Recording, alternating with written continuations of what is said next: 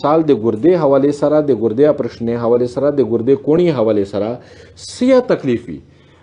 دغه سیمې خلک دا د موته روشي دا درسي بغیر د څه هغه نه که ده سره پیسې وي او که نه که دی غریب ده او که امیر ده دی د موته صرف زونر ورسوي. چې ډاکټر صاحب خو یو نوم ده په پېښور شي خو دا ډېر خلکو ته به دا پته نشته چې دا یو بني سای ده او یو بني د خورې نه تعلق لري. السلام علیکم امجد علی شاه تاسو سره مخاطب یم. ډاکټر صاحب مو سره نوسته زه تعارف در سره کوم ای دومه ورځ دو مبارکي ته راغلي اکثر ډاکټرو چې کوم غاټ غاټ وي بیا چاته ځون شاینه چې زه د باني خو چونکې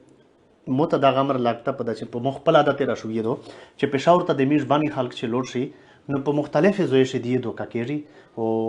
پته نه ورته لګي چې کوم ډاکټر ته ورشم په لیار شي ورته وایي چې یاره دا ډاکټر نشته دا ډاکټر شته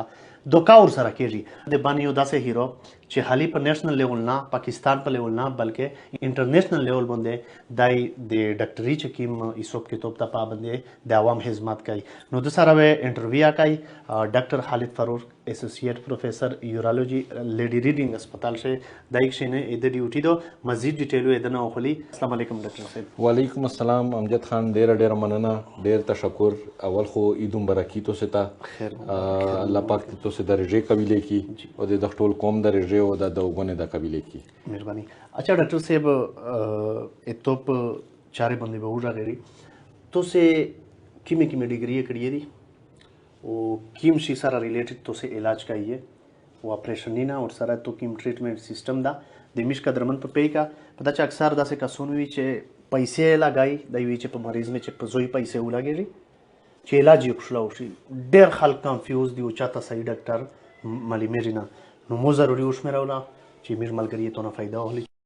امجد خان ډیره مننه الله پاک ته تو عزتمن کی چې ته د عوام د بلای د پورا د تو د کیم چار او د کیم اگهی او غز ریګولر د تو دغه فالو کوم او مطلب ش چې دغه مو سوچو ک تو چې کله ویل نو مو ډایرکټ تو ته وی چې بالکل زه حاضر یم او ډیره مننه الحمدلله ته چې کیم شعور او اگهی پلاو کوي. اول خبره خدا دو چې مو نوم ډاکټر خالد فاروق ته او زه اسوسییټ پروفیسر اف یورولوژي لیډي ریډینګ هسپتال پېښور شه او اول خو مو پہچان دادا چې زه د دغه بني خاټه او د دغه بني د هغه نه مو جوړی نه دي زه د خاص د دغه بني نه تعلق لرم په دغه سیټي شمول لیبه کړی دي او د غازی کمه مقبره دي د غازی مې پلو ولید صاحب دا د غازی مې ورینه دي د غازی مو جوړی نه دي بیا زه کریډ کالج ته په سن 92 شه کریډ کالج کو هارت نه تزلوړنه سن 96 شه مو اف سی وکړه بیا زه ایوب میډیکل کالج ته لوړنه هغه نه بعد مو میډیکل دی ایوب میډیکل کالج نه بعد اف سی پی ایس می یورولوژي شو وکړه او تقریبا 2012 شه مو یورولوژي شه اف سی پی ایس وکړه بیا هغه چې اف سی پی ایس مو وکړه بیا زه ډایرکټ رجسټر برتی شلم په لیډي ریډینګ هسپتال شه الحمدلله د وخت زه اسوسییټ پروفیسر اف یورولوژي په لیډي ریډینګ هسپتال شه او مو بیا صرف اف سی پی ایس نه وکړه بلکې هغه نه بعد مې د ګردې کوڼي چې دي په دغه شمو خاص تخصص او سپیشلایزیشن د مو د نیپال نه راوکه او هغه سره مو د ګردې د امتیازي نلی چې کله خلک اکسیډنټي نه وکي او د ټول امتیازي نلی بالکل تباہ او برباد شي خروپ شي او بالکل کټ شي په دا شمه یو تخصص وکړ یوریتروپلاسټي هغه ته وایي چې دا بالکل ټوله د نلی چې دي دا نوی جوړه شي او دغه نه سره